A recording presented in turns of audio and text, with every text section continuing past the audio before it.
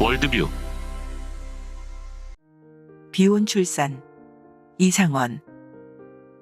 새로운 법을 제정하기 위해서는 그 법의 인간학적이고 규범적인 토대, 건강성, 국민의 인식, 사회에 가져올 파장 등에 대한 심도 있는 논의를 거친 후에 신중하게 추진되어야 한다. 그러나 근래의 우리나라의 법 제정기관들로부터는 이런 신중한 태도를 발견하기 어렵다. 어떤 사건이 발생하면 재발을 막는다는 것을 빌미로, 그리고 특정한 계층의 압력과 요구가 있으면 사회적 약자의 권리를 보호한다는 명목으로 사전 논의 과정을 건너뛴 채 졸속으로 법안을 급조하여 발의한다. 한마디로 현금의 한국 사회는 환원적 입법 만능주의의 블랙홀에 빠져 있다. 종교, 도덕, 학문, 예술의 영역까지도 법안에 구겨 넣고 법으로 통제하려고 시도하는 환원적 입법 만능주의는 한국 사회를 황폐화하고 있다. S양이 비혼 출산을 결심하기까지 겪었을 마음의 고통을 가볍게 지나쳐서는 안 된다. 남자친구와의 연애 실패로 인한 마음의 상처, 결혼하고 아이를 갖고 싶지만 사랑하는 배우자를 만나는 일이 뜻대로 잘 되지 않는 데 따르는 안타까움 등의 문제는 청년 남녀들이 공통으로 겪는 어려움이기도 하다. 그러므로 이 어려움을 공감하면서 문제들을 함께 풀어가고자 하는 노력이 필요하지만 생명윤리와 성윤리의 관점에서 보았을 때 S양이 선택한 기배우자 간 시험관 수정에는 윤리적인 함정들이 숨어 있다. 시험관 수정에는 생명윤리와 관련된 문제가, 비배우자 간 수정에는 성윤리 문제가 뒤따른다. 시험관 수정에 뒤따르는 생명윤리상의 문제점. 인공수정 방식에는 남자의 정자를 자궁 속 난자가 있는 곳에 넣어 수정을 유도하는 체내 수정 방식과 정자와 난자를 채취하여 패트리 접시 안에서 인위적으로 수정을 시킨 다음 자궁에 착상시키는 체외 수정, 즉 시험관 수정 이식 방식이 있다. S양이 사용한 기술은 후자다. 체내 수정은 인위적으로 배아를 파괴하는 일이었고, 특히 정자와 난자가 만나는 신비로운 과정에 인위적으로 개입하지 않기 때문에 윤리적인 문제가 발생하지 않는다. 그러나 체외 수정, 배아 이식 방식은 시술 과정 전체가 심각한 윤리적인 문제점들을 드러낸다. 첫째로 우선 난자를 채취하는 과정에서부터 윤리적인 문제가 드러난다. 난자의 채취 과정에 사용되는 기술은 생체의 자연적인 운동을 도와주는 것이 아니라 생체의 자연스러운 흐름을 무리하게 변형시킴으로써 생체에 무리를 가져온다. 이 기술은 난자와 난자를 지지하고 있는 세포 간의 중요한 화학적 상호작용을 방해할 수 있다. 정자와 난자를 인위적으로 다루는 과정은 정자와 난자 그 자체, 그리고 수정된 배아와 출산한 아이에게도 상해를 입힐 수 있으며, 정자와 난자를 선별하는 과정에서 성별이 인위적으로 조작될 가능성도 있다. 둘째로 정자와 난자를 추출하여 패트리 접시 안에 넣고 수정을 시도하는 순간부터 시험관 수정이 안고 있는 윤리적인 문제의 핵심이 드러난다. 자연적인 성교시 사정된 정자는 자궁을 통과할 때 질에서 분비되는 액체에 의해 일정한 수가 죽게 되고, 또 난자에 도달하기까지 치열한 경쟁을 통해 가장 건강한 정자가 난자에 도달함으로써 이상이 있는 정자가 걸러지는 여과의 과정을 거치게 된다.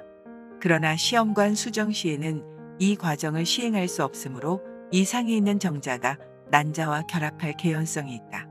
이와 같은 위험은 차치하더라도 시험관 수정은 그 실패율이 80% 내외에 달한다는 사실이 문제가 된다. 수정이 이루어진 후 착상에 이르기까지의 과정에서 실패한다는 말은 곧 한 개의 배아의 착상을 성공시키기 위하여 여러 개의 배아를 죽인다는 것을 의미한다. 세 번째, 시험관 수정은 여분의 배아를 만들어 냉동시켰다가 착상에 실패하는 경우에 사용하기 마련인데, 남은 잉여 배아가 배아 복제와 배아 실험의 대상으로 탈바꿈 한다. 이 과정은 필연적으로 배아 사례로 귀결된다. 네 번째, 시험관에서 수정되어 만들어진 배아를 자궁에 착상시키기까지 배아가 시험관에 노출되는 시기를 이용해 산전 진단이 시행된다. 산전 진단을 통해 결함이 발견되는 경우에는 현실적으로 배아를 착상시키지 않고 폐기하는 경우가 많다. 다섯 번째, 시험관 배아의 착상 성공률을 높이기 위해 3개 이상의 배아를 만들어 동시에 자궁에 착상시킨다. 이 과정에서 선별 낙태가 뒤따른다. 6번째, 시험관 시술을 할 때 배아에 심각한 손상을 가하는 시술임에도 불구하고 배아 자신으로부터 고지된 동의를 얻어낼 방법이 없다. 자율성이 강조되고 있는 현대 의료에서 고지된 동의가 전제되지 않은 시술은 윤리적으로 정당성을 부여받기 어렵다. 시험관 수정은 인격체로서의 배아의 자율적 결정권을 침해하고 배아를 불임 부부의 대상적 소유물로 전락시키는 비윤리적 행위가 된다. 7번째, 시험관 수정에서는 인간의 개입이 불가능했던 생식 과정이 인간의 인위적인 조작으로 대체되고 자녀 출산은 부부간의 성교 행위로부터 단절된다. 하나님에 의하여 주도된 인간의 출산이 과학기술적 출산으로 변모되어 비인간화가 초래되는 것이다. 비배우자 간 수정에 뒤따르는 성윤리상의 문제점. 에스양은 비혼 수정, 곧 비배우자 간 수정 방식을 이용했다. 비배우자 간 수정은 배우자가 아닌 제3자의 정자난 안자를 이용하여 출산을 시도하는 방식으로서 이 방식에는 성윤리적인 관계상의 문제들이 뒤따른다. 첫째로 제3자의 정자를 제공받아 아내가 임신하는 경우 아내는 본의 아니게 제3의 남자와 성관계를 가진 결과가 나타나며 난자를 제공받아 남편의 정자와 수정시켜 임신하는 경우에는 남편이 본의 아니게 제3의 여성과 성관계를 가진 결과가 나타난다. 또한 미혼 여성이 정자은행에서 익명의 남자로부터 정자를 받아서 임신하는 경우에는 혼외 정사를 한 것과 같은 결과를 맞이한다. 이 미혼 여성은 어떤 인격적인 사랑의 관계나 생물학적인 성관계도 없는 상태에서 자녀를 출산하게 되므로 자신과 자녀 사이에 부모 관계가 해소될 수 없는 결함을 안게 된다. 자녀가 태어나면 자녀는 아빠와 엄마의 따뜻한 사랑의 이야기라는 풍부한 인격적 환경 안에서 호흡하며 놀 수 있을 뿐만 아니라 조부모와 증조부모 등으로 길게 연결되는 풍부한 가족의 족보에까지 연결되는 출생의 기원에 대한 정보를 얻는다. 그러나 익명의 남자 정자로 태어난 자녀는 이 풍요로운 출생의 터전의 절반 이상을 잃게 된다. 둘째로 부부가 정자를 제공받는 경우에 정자 제공자가 아이의 아버지인가 아니면 법적인 양육자가 아이의 아버지인가 하는 문제가 발생한다. 난자를 제공받는 경우에는 역으로 같은 문제가 발생하며 정자와 난자를 모두 제공받는 경우에 문제는 한층 더 복잡해진다. 한 사람의 정자나 난자를 여러 사람에게 제공하여 자녀를 출산하는 경우에는 예기치 않은 문제가 발생한다. 예컨대 이스라엘에서 어떤 신랑과 신부가 결혼식을 올리려고 하다가 같은 사람의 정자를 받아서 태어났음이 확인되어 결혼식을 취소하는 사태까지 있었다. 셋째로 비배우자 간 수정이 한번 허용되면 창조 질서를 교란하는 왜곡된 출산이 이루어질 수 있다. 낙태된 태아에게서 난소를 채취하여 나이든 여성에게 이식한다든지 난자를 이용하여 아이의 출산을 시도한다든지 죽은 남자의 정자를 채취하여 살아있는 여성의 난자와 수정시켜 아이를 출산하게 한다든지 난자와 난자를 결합해 레즈비언들에게 자신들의 아이를 갖게 하는 일 등이 가능하다. 넷째로 비배우자 간 수정은 정자와 난자를 매매의 대상으로 전락시킴으로써 돈으로 환산되어서는 안 될 하나님의 형상인 인간의 존엄성에 심각한 손상을 가한다. 정자와 난자의 매매는 정자은행이나 난자은행에 냉동된 정자나 난자를 중심으로 이루어진다. 정자와 난자 제공자는 돈이 없는 가난한 학생들인 경우가 많다.